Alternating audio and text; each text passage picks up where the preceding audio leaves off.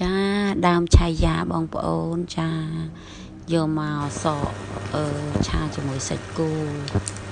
ហើយយកក៏សកកាត់ហើយលាងទឹកហើយក៏យកមកសក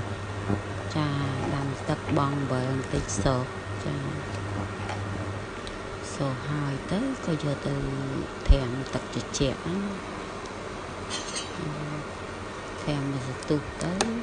ឲ្យវាត្រជាក់ហើយស៊ាំដាក់កញ្ឆេងឥឡូវដាក់ខ្លាញ់ឈូកចូលហើយដាក់ម្ទេសបន្តិចទៅខ្ទឹមសចាកូរឲ្យឈ្ងុយហើយក៏ចាក់សាច់គោដែលដាក់គ្រឿងហើយណាសាច់គោហ្នឹងមានគ្រឿងហ្នឹងគឺមានម្សៅឆាធិញចងធិញល្ងម្រេចធិញឆាបន្តិចទៅចា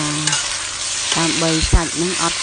ទៅបីស្វិតមិនក៏ដោយក៏ឆាទៅវាអត់ស្វិតដែរថយឆ្ងាញ់បងប្អូនចាទឹកស្អ៊ីបន្តិចទៅក៏ចាស្លាប់ចុះស្លាប់ឡើងទៅក៏ចាក់ឆាយាចូល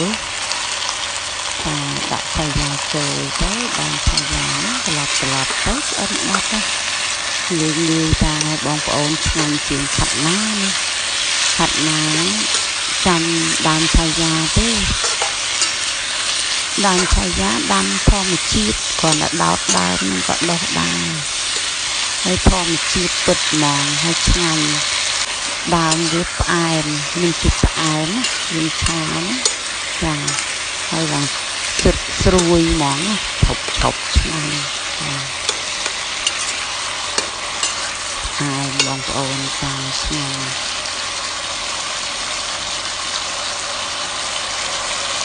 បងប្អូនទីរាល់ដូចដាក់ចានទៅការស្រាប់ចា